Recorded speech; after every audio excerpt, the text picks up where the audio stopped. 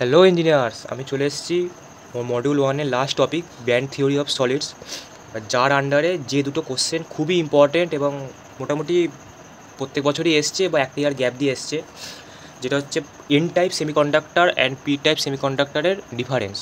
এবার আমি আগের ভিডিওতে বলেইছি যে এই ডিফারেন্সে আমি নোট দিয়ে দেবো, তার আগে জিনিসটা বুঝে নিই। এন টাইপ সেমিকন্ডাক্টরে মেনলি পেন্টাভ্যালেন্ট অ্যাটম দিয়ে ডোপিং করা হয় এবং পেন্টাভ্যালেন্টের মধ্যে কী কী পড়ে, আর্সেনিক পড়ে, অ্যান্টিমনি পড়ে, ফসফরাস পড়ে। এবার ডায়াগ্রামটা এরকম দেখতে হয়। এটা সিলিকনের একটা সেমিকন্ডাক্টর, যেখানে শুধু সিলিকনই থাকে। সেখানে একটা জায়গায় আমি সিলিকনকে বাদ দিয়ে পি ঢোকাচ্ছি।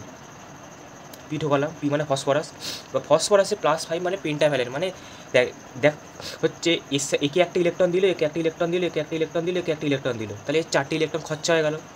এখনও একটা ইলেকট্রন পড়ে আছে, সেইটা হচ্ছে এইটা, সেটা হচ্ছে ফ্রি ইলেকট্রন। এটা কন্ডাকশন ব্যান্ডে থাকে। এটা একটা কনসেপ্ট হলো। তাহলে আমরা কি দেখলাম যে এন টাইপে হচ্ছে সবথেকে বেশি যে কেরিয়ারটা থাকে সেটা হচ্ছে ফ্রি ইলেকট্রন, আর এটা হচ্ছে পেন্টাভ্যালে অ্যাটম দিয়ে ডোপিং করা হয়।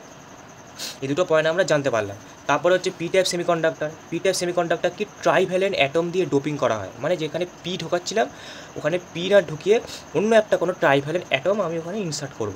কী কী পড়ে ওর মধ্যে? Aluminium, boron, gallium. সেটা কেমন দেখতে হয় দেখে নিই। সেটা এরকম দেখতে হয়। সেখানে আমরা দেখতে পাচ্ছি একটা হোল রয়েছে। মেনলি হোল বলতে গেলে একটা ফাঁকা জায়গা বোঝাতে চায়। ওটা হোলকে ক্লিয়ার আকারে ধরা হয়, কিন্তু বেসিক্যালি ওটা বোঝায় একটা ফাঁকা জায়গা। কেন? মানে অ্যালুমিনিয়ামে +3, একে একটা ইলেকট্রন দিল, বন্ড করলো, একে একটা ইলেকট্রন দিল, বন্ড করলো, কিন্তু একে আর কোনো ইলেকট্রন দিতে পারছে না, কারণ এর এইদিকে এইদিকে এইদিকে 3টে ইলেকট্রন খরচা হয়ে গেছে, আরও 3টে ইলেকট্রনই লাস্ট সেলে আছে। তাহলে কী হলো? একটা ফাঁকা জায়গা রয়ে গেল, ইলেকট্রন ওখানেও ভরতে পারলো না, সেটাকে আমরা বলবো হোল। তাহলে আমরা এখান থেকে কী শিখলাম? এটাই শিখলাম যেটা হচ্ছে পি টাইপ সেমিকন্ডাক্টরের ক্ষেত্রে সবথেকে বেশি যেটা থাকে সেটা হচ্ছে হোল, ফাঁকা জায়গা। এটা ক্লিয়ার আকারে ব্যবহার করা হয়। আর পি টাইপ সেমিকন্ডাক্টরে ট্রাইভ্যালেন্ট অ্যাটম দিয়ে, এই যে ট্রাইভ্যালেন্ট অ্যাটম দিয়ে ডোপ করা হয়। জেনে নিলাম এই পয়েন্টগুলি, এদিক ওদিক করে পার্থক্যে 5টা পয়েন্ট থাকবে, নোট থেকে দেখে নিবি। এটা একদম মুখস্থ করার জিনিস, একদম ছাকা নম্বর পাওয়ার 5 নম্বর। এরপর আরেকটা টপিক আছে, ওটা দেখে নিই। আরেকটা টপিক যেটা বললাম, যেটা হচ্ছে কন্ডাক্টর ইন সেমিকন্ডাক্টর আর ইনসুলেটর। এই তিনটের ডিফারেন্স আসতে পারে, তাহলে 5টা করে পয়েন্ট লিখে দিবি সবার, তারও নোট পাঠিয়ে দেবো। আরেকটা রকম কোশ্চেন হয় যেটা হচ্ছে পার্থক্য করো কিন্তু ব্যান্ড থিওরির সাহায্য নিয়ে, সেইটা কীভাবে লিখতে হয় সেটা দেখিয়ে দিচ্ছি। সেটা হচ্ছে যে কন্ডাক্টরের ক্ষেত্রে কন্ডাকশান ব্যান্ড এটা, ব্যালেন্স ব্যান্ড এটা। এবার এদের দুজনের মধ্যে কোনো সেরকম গ্যাপ থাকেই না, 10:0, প্রায় ওভারল্যাপ হয়। এবার ব্যালেন্স ব্যান্ডে হোল থাকে আর কন্ডাকশান ব্যান্ডে কেরিয়ার থাকে, মানে ফ্রি ইলেকট্রন। মেনলি ইলেকট্রনগুলো এখান থেকে এখানে গিয়ে হোল তৈরি করে। হলো। এবার তারপর সেমিকন্ডাক্টরে কী হয়? সেমিকন্ডাক্টরের ক্ষেত্রে আমাদের এই কন্ডাকশান ব্যান্ড এবং ব্যালেন্স ব্যান্ড দুটোর মধ্যে একটা এনার্জি ডিফারেন্স থাকে। এই মাঝখানে যে গ্যাপটা, এটাকে বলে ফরবিডেন গ্যাপ, মানে ব্যান্ড গ্যাপটাই বেশি ফেমাস। ইজি লেখে, মানে ব্যান্ড গ্যাপ আকারে বলেই বেশি ফেমাস, তো ফরবিডেন গ্যাপও বলে। এবার এদের মধ্যে যে ব্যান্ড গ্যাপটা, সেইটা হচ্ছে 3 ইভির কম, 3 ইলেকট্রন ভোল্টে কম হয় সেমিকন্ডাক্টরে। ফলে কি হয়, এখানে যে ইলেকট্রনগুলো আছে, এই ইলেকট্রনগুলো এমনি এমনি কন্ডাকশান ব্যান্ডে চলে যেতে পারে না, মানে কাছাকাছি হলেও এমনি এমনি যেতে পারে না। যদি আমি টেম্পারেচার দিই, মানে যদি আমার মেন টার্গেট হচ্ছে এদেরকে এনার্জি দেওয়া, এরা যদি বেশি এনার্জি পেয়ে যায়, মানে যদি গ্লুকন্ডি খেয়ে নেয় বা এরকম আর কি, তাহলে কী হবে, এই ছাদ থেকে ওই ছাদ অনায়াসে লাফাবে, বা যেরকম আর কি অ্যাডগুলো দেয় আর কি। তাহলে এখান থেকে এখানে অনায়াসে চলে যেতে পারবে, তখন এটা কন্ডাক্টর হিসেবে কাজ করবে, তার আগে নয়।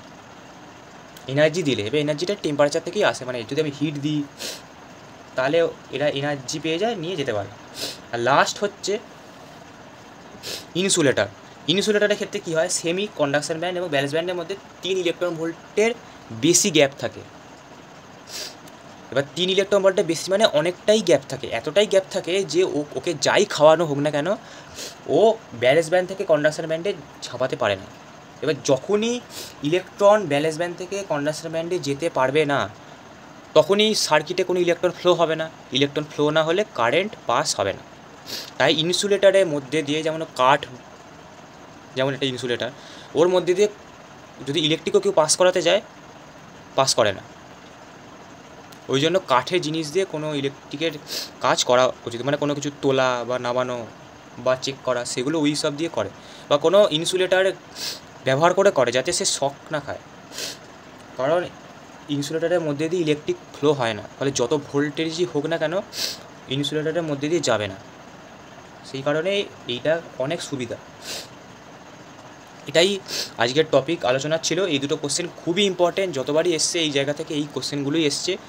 এদের 3টে পার্থক্য আর আগের দুটো পার্থক্য নোটে পেয়ে যাবি, একদম হুবহু ছাঁকা মুখস্থ করে লেখার ব্যাপার। পুরো 5 নম্বর থাকে, 5-এ 5 পাওয়ার একটা ভালো মানে মেথড আর কি, বা ভালো পথ।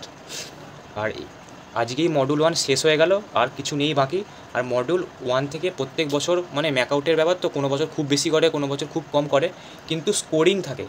যতটুকুনি কোশ্চেন হয় না কেন একদম স্কোরিং, যেমন ইমোডায়াগ্রাম, সিএফটি, তারপর ক্রিস্টাল ফিল্ড স্প্লিটিং এনার্জি, তারপরে এই পার্থক্যগুলো, তারপর প্রথমে যে রুলগুলো করে করানো হয়েছিল, হাইসেনবার্গ আনসার্টেনটি, তারপর পাউলি এক্সক্লুশন, হান্স রুল লিখতে দেয়, নর্মাল ইলেকট্রনিক কনফিগারেশন লিখতে দেয়, তারপর ডি ব্রগলি হাইসেনবার্গ আনসার্টেনটির উপর অঙ্ক দেয়, তারপরে অ্যারোমেটিক জায়গা থেকে কোশ্চেন প্রত্যেকবার থাকেই, দুটো কম্পাউন্ড দিয়ে দেয়, নিয়ে বলে অ্যারোমেটিক না অ্যারোমেটিক নয়, বা মানে অ্যারোমেটিক না অ্যান্টি অ্যারোমেটিক না নন অ্যারোমেটিক জিজ্ঞেস করে, অ্যাটাচ কোশ্চেন থাকে।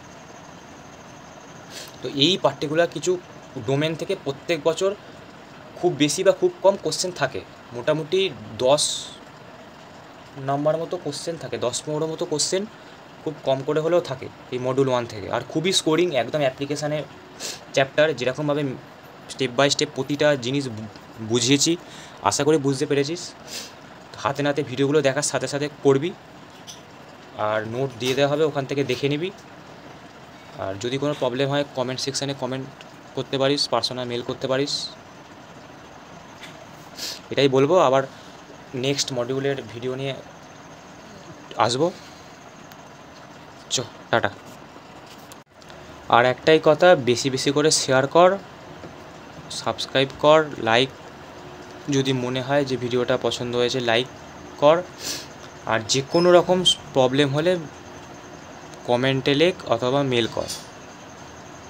আশা করি ভিডিওগুলো তোদের অনেকটা কাজে আসবে, একদম পাস করার জায়গাগুলোই আমি তুলে ধরছি। Tata. Just take it easy.